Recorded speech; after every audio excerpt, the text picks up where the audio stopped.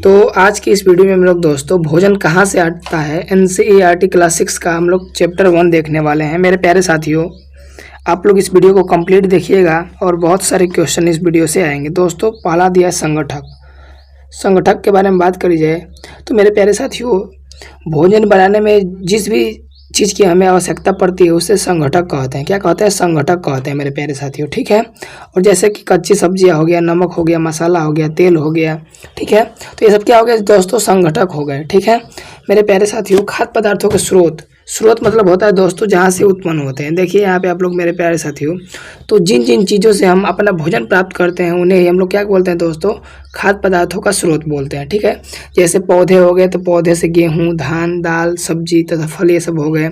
जंतुओं से बात करी जाए तो दूध हो गया, अंडा हो गया, मांस हो गया, घी हो गया, दही हो गया, पनीर हो गया, ठीक है दोस्तों। तो ये सब आप लोग जानते होंगे। देखिए अगर पौधे से पूछे तो गेहूँ, धान। अच्छा, आप लोग के लिए क्वेश्चन है मेरे प्यारे साथियों कि गेहूँ कैसी फसल है, आप लोग कमेंट बॉक्स में बताइएगा, ठीक है। और धान कैसी फसल है ये भी आप लोग कमेंट बॉक्स में बताइएगा, ठीक है मेरे प्यारे साथियों। तो आप लोग यहाँ देख सकते हैं। आगे देखिए मिल्क, दूध के बारे में मैं आपको बता दूं कि जो दूध होता है मेरे प्यारे साथियों, इसका जो पीएच मान होता है वो 6.6 होता है, ठीक है, दूध का पीएच मान। और दूध जो है दोस्तों सफ़ेद जो है वो केसिन के कारण होता है। काफ़ी दोस्तों इंपॉर्टेंट क्वेश्चन है, आपको एनसीईआरटी बुक में ये वाला क्वेश्चन नहीं मिलेगा, ठीक है। और वहीं पूछा जाए मेरे प्यारे साथियों कि दूध पीला क्यों होता है, तो कैरोटीन की वजह से जो है दूध का रंग क्या होता है मेरे प्यारे साथियों? पीला होता है, ठीक है। ये आप लोग को जानना अति आवश्यक है और ये इंपॉर्टेंट टॉपिक भी है, ठीक है। और एक बात करिए दोस्तों, तो दुनिया में सबसे ज़्यादा दूध का उत्पादन अपना प्यारा देश भारत में होता है, ठीक है। और अगला क्वेश्चन आपसे बन सकता है मेरे प्यारे दोस्तों कि भारत के किस राज्य में सबसे ज़्यादा दूध का उत्पादन होता है, तो उत्तर प्रदेश में होता है, ठीक है। ये भी आप लोग याद रखिएगा दोस्तों। जस्ट मैं भी आपसे ऊपर पूछा हूँ क्वेश्चन कि गेहूँ कैसी फसल है, तो गेहूँ जो है दोस्तों ये रबी फसल है, ठीक है, रबी फसल है। और जो धान है वो खरीफ फसल है, ठीक है। तो ये आप लोग याद रखिएगा, ठीक है। आगे हम लोग बढ़ते हैं। और दोस्तों गेहूं के उत्पादन में भारत का कौन सा राज्य सबसे आगे है, तो देखिए दोस्तों अगर हेक्टेयर में पूछे प्रति हेक्टेयर तो पंजाब है, लेकिन सिंपली क्वेश्चन पूछे कि गेहूं के उत्पादन में कौन सा राज्य सबसे अधिक है, तो अपना प्यारा उत्तर प्रदेश है, ठीक है। आगे आप लोग देखिए भोजन के रूप, दोस्तों पौधे हमारे भोजन का एक मुख्य स्रोत है, ठीक है दोस्तों।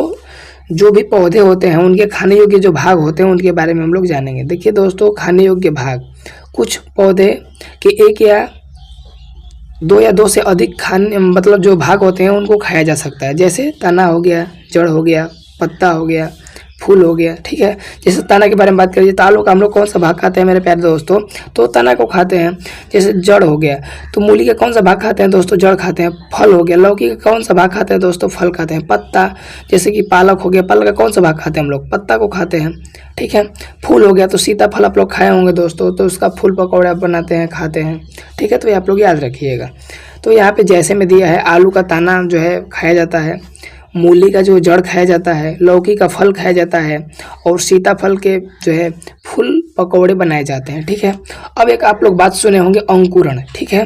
तो दोस्तों बीज से शिशु पौधे का उगना अंकुरण कहलाता है। आप लोग देखे होंगे एक छोटा सा चना होता है और हम लोग 2-3 दिन तक उसको भे देते हैं दोस्तों, पानी में भिगो देते हैं, तो उसके जैसे ऊपर लगता है सब छोटी छोटी दांत या जमना जिसको बोलते हैं, उगने लगता है, उसी को हम लोग अंकुरण बोलते हैं, ठीक है।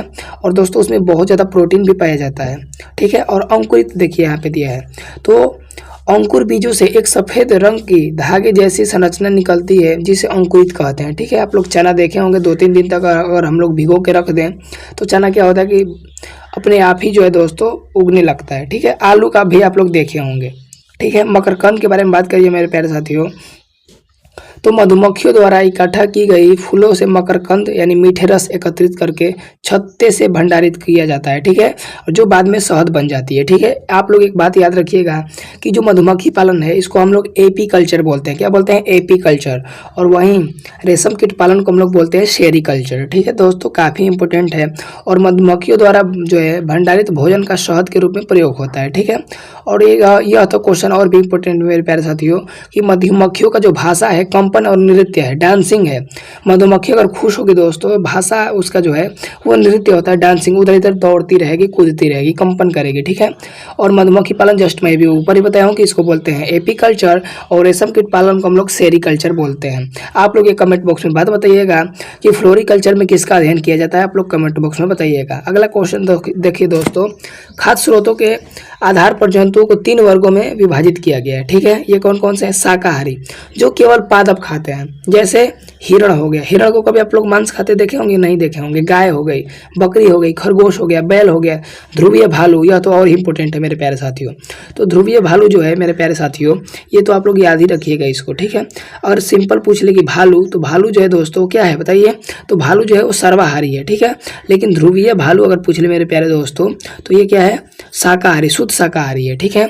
आगे देखिए मांसाहारी, तो जो जंतु केवल जंतुओं को ही खाते हैं उन्हें हम लोग मांसाहारी बोलते हैं। जैसे कि शेर हो गया, शेर को आप लोग रोटी खिलाइएगा आप ही को खा लेगा। बाघ हो गया, लोमड़ी हो गया, गिद्ध हो गया, तो ये सब क्या है? मांसाहारी, जो मांस ही खाते हैं, ठीक है। और हम लोग हो गए सर्वाहारी। मैं तो नहीं हूँ भाई, मैं तो शाकाहारी हूँ। सर्वाहारी, सर्वाहारी देखिए अभी जैसे कि नवरात्रि का महीना चल रहा था तो बहुत सारे लोग जो है मांस नहीं खाते थे, तो वो शाकाहारी बन गए थे। लेकिन जैसे ही नवरात्रि बीत गया वो सर्वाहारी बन गए, ठीक है। तो देखिए दोस्तों, आप लोग चावल खा लिए, चावल खा लिए और चावल के साथ आप लोग मुर्गा खा लिए, तो चावल तो जो है शाकाहारी हो गया मेरे भाई, लेकिन जो मुर्गा आप खाए थे साथ में वो मांसाहारी हो गया, तो उसी को हम लोग मिला के सर्वाहारी बोल सकते हैं, ठीक है। तो आप लोग समझ सकते हैं। आगे मेरे प्यारे साथियों समझते चलिएगा। सर्वाहारी, जो जंतु पादप और दूसरे प्राणी दोनों को ही खाते हैं, जैसे मनुष्य, मनुष्य चावल भी खाएगा, रोटी भी खाएगा, बकरा भी खाएगा, मुर्गा भी खाएगा, खस्सी भी, जो भी होता है यार, सब खा लेते हैं। कुत्ता, कुत्ता को भी लोग रोटी खिलाइएगा, रोटी खाएगा। हड्डी दे देंगे आप लोग तो हड्डी खाने लगेगा। तिलचट्टा हो गया, कॉकरोच, ये भी जो है दोस्तों दोनों खाता है। भालू हो गई, ये भी जो है क्या खाएगा? मांस भी खाएगा और क्या करेगा? जो है भोजन भी करेगा, सर्वाहारी ये कहलाएगा, ठीक है। आगे देखिए मेरे प्यारे साथियों कि हमारे भोजन के मुख्य स्रोत पौधे तथा जंतु हैं। बिल्कुल सही है मेरे भाई। हम लोग जैसे भी भोजन करते हैं या तो पौधे के स्रोत से करते हैं या जंतु से। जैसे बात कर जाए, आप लोग गेहूं खाते हैं तो गेहूं तो पौधे से ही खाएंगे ना भाई। धान हो गया, धान भी हम लोग पौधे के स्रोत से खाएंगे। आप लोग मुर्गा खाते हैं, अंडा खाते हैं, तो जंतु से ही खाएंगे। हम लोग दूध खाएंगे तो जंतु ही तो दूध देगा मेरे भाई, ठीक है। और आगे, भारत में विभिन्न प्रदेशों में पाए जाने वाले भोजन में बहुत अधिक विविधता है। बिल्कुल सही है। आप लोग को पता होगा कि बिहार में जो है लिट्टी चोखा मशहूर है, पश्चिम बंगाल में मछली चावल प्रसिद्ध है, ऐसे ही जो है केरल में जो है केला के पत्तों पे जो है भोजन दिया जाता है। तो अलग अलग जगह की अलग अलग रीति रिवाज है, ठीक है। तो मेरे प्यारे साथियों ये थे आज की वीडियो कैसा लगा जरूर कमेंट बॉक्स में बताइएगा और इस वीडियो को शेयर जरूर करिएगा।